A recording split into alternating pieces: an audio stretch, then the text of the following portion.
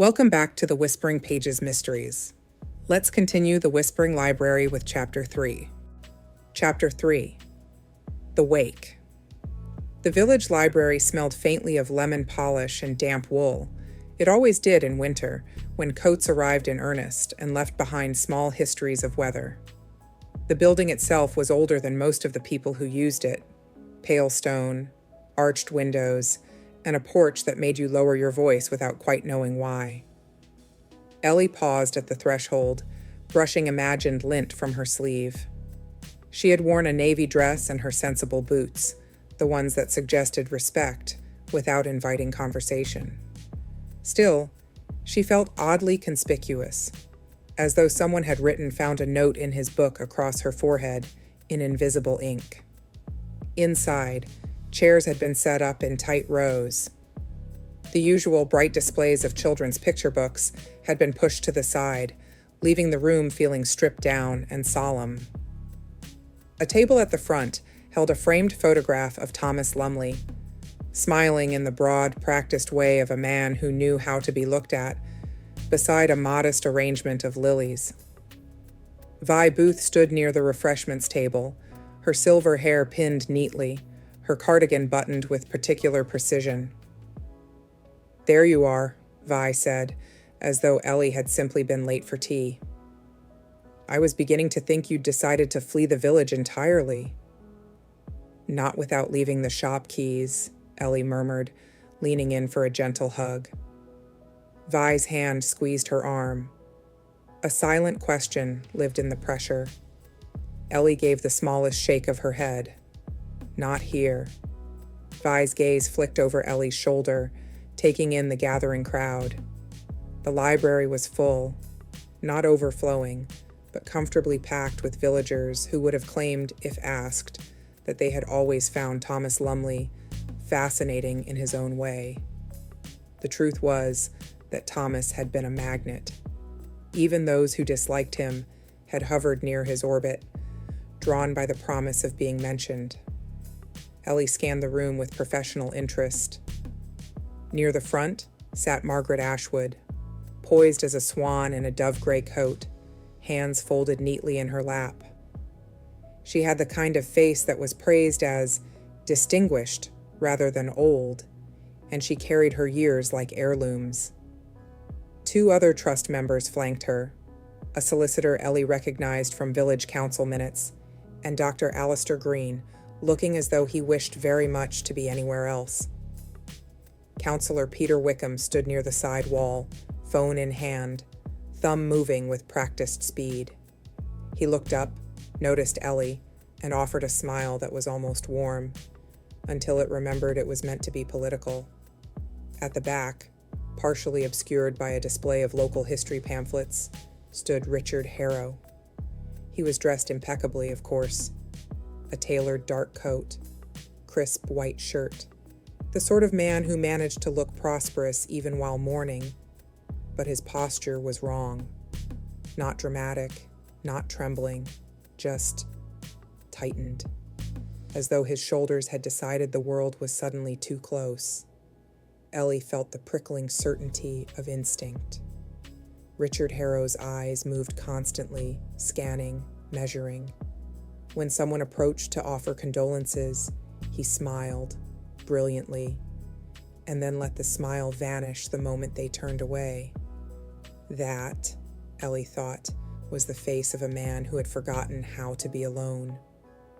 A soft murmur rose as the librarian, not Vi, but the current head librarian, a kind woman named Denise, stepped to the front.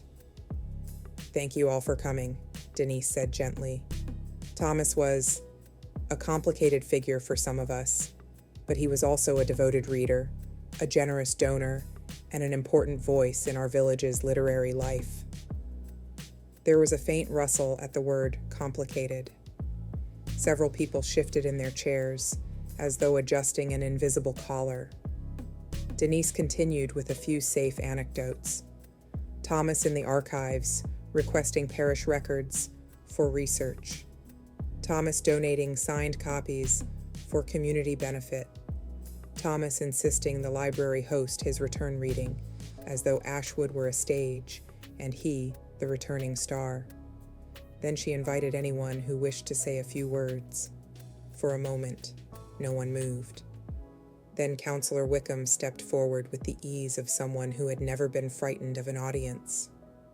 "Thomas," he began, voice rich with sincerity, reminded us that history is not simply what happened, but what we choose to remember. Ellie watched Margaret Ashwood's profile. Still, perfectly controlled, Wickham spoke of community resilience, of truth and healing, of looking forward. It was a fine speech, and entirely designed to be quoted. When he finished, he glanced down at his phone again, thumb flicking. Ellie leaned toward Vi, keeping her voice low. "He's live posting a wake." Vi's mouth tightened. "He's always live posting. I once saw him take a photograph of his own soup." "He's careful," Ellie murmured. Vi gave her a look. "He's hungry." Several others spoke. A former teacher recalled Thomas's adolescent arrogance with a fondness that suggested time softened even the sharpest people. A local bookseller from the next village over spoke of Thomas's commitment to craft, which was true if you considered craft to include sharpening knives in public. Ellie listened, but her attention remained half elsewhere, watching, noticing. Richard Harrow did not speak. When Denise invited him gently, "Richard, would you like to—" He raised a hand with polite finality. "No," he said too quickly. Then, softer, "I don't think I can." The room held its breath for a beat. Not because anyone expected eloquence from Richard Harrow, but because refusal was, in a village like Ashwood, a kind of statement. Margaret Ashwood turned her head slightly toward him. Her eyes were calm. Her expression was not unkind. And Richard flinched. It was small, no more than a tightening at the jaw, a flicker of tension in his throat. But Ellie saw it. Vi saw it too. Ellie felt it in the way Vi's hand went still around her teacup. After the speeches, the room loosened into the murmured chaos of communal mourning. People lined up for biscuits they did not want. Conversations moved in careful circles around death, gossip, and grievance. Ellie accepted a cup of tea she did not drink. She found herself near Margaret Ashwood without quite intending to. "Eleanor Davenport," Margaret said, as though she had been expecting her. Her voice was soft and precise. "Thomas spoke of you." Ellie's stomach gave a small, unhelpful lurch. "Did he?" she managed. "He admired your shop," Margaret continued. "Said it was one of the few places in Ashwood that still took books seriously." That was almost certainly true. Thomas had rarely admired anything without offering it a backhand. "Thank you," Ellie said carefully. Margaret's gaze held hers. "A pity," Margaret added, "that he felt compelled to publish what he did." The words were mild, but the air around them cooled. Ellie chose her response like a book from a shelf, deliberately. Perhaps he felt the village would prefer whispers to honesty. Margaret's smile remained in place. It did not reach her eyes. "Honesty," she said, "is rarely pure. It's usually curated." Then she turned away, leaving Ellie with the faint sense of having been weighed and found interesting. Ellie shifted back toward Vi and found herself intercepted by Richard Harrow. He moved smoothly, politely, too smoothly. "Miss Davenport," he said, offering his hand as though they were at a dinner party. "Ellie, of course." "Mr. Harrow." His grip was firm, his smile flawless. "I heard there was a break-in at your shop," he said lightly, as though discussing the weather. Ellie's fingers tightened around her teacup. "How did you hear that?" Richard blinked, just once. "Village talk," he said. "I'm sure you know how it is." Ellie did know how it was, which was precisely why she didn't believe him. "It's nothing," she said. "Probably bored teenagers." "Of course," Richard murmured. And then, as if remembering himself, "You must be terribly upset about Thomas." "I'm surprised," Ellie said honestly. Richard's smile sharpened by half a degree. "Surprises can be dangerous," he said, and then laughed as though he'd made a joke. Ellie forced a small smile in return. He leaned closer, lowering his voice.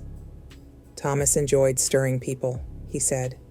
"But you must understand, some people don't take kindly to having their lives turned into entertainment." Ellie's skin prickled. "Is that a warning?" she asked quietly. Richard's eyes widened with such perfect innocence it would have impressed her if it hadn't been so rehearsed. "Goodness, no," he said. "Merely advice. You have a lovely shop. It would be a shame if—" He let the sentence drift off like a ribbon. Ellie held his gaze. "A shame if what?" Richard's smile did not move. "If you became entangled," he finished softly, "in things best left to professionals." Ellie felt in that moment a shift in herself. Not fear exactly, a steadying. "I'll keep that in mind," she said.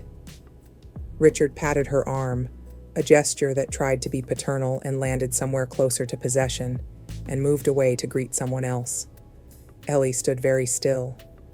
Vi appeared at her side like a small, competent ship arriving in fog. "Well?" Vi murmured. That was unpleasant. Ellie's throat felt tight. "He knew about the break-in," she said. Vi's eyes narrowed. "And you didn't tell him?" "No." Vi's gaze drifted across the room, landing briefly on Margaret Ashwood, then on Counselor Wickham, then returning to Richard Harrow's immaculate back. "That," Vi said softly, "is what we call an over-informed man." Ellie's phone buzzed in her pocket. A message lit the screen. Unknown number. "Stop. Digging." Ellie's hand went cold around the phone. Vi leaned in, saw the words, and inhaled sharply. Very quietly, as though refusing to give the message any satisfaction, Ellie looked up. Across the room, Richard Harrow was watching her. Not openly, not brazenly, but watching nonetheless, the way someone watched a door they had locked, just to be sure it stayed shut. Ellie slid the phone into her pocket and lifted her chin. If the village had been whispering before, it was not whispering now. It was choosing sides. Thanks for listening. Join me next time for Chapter 4.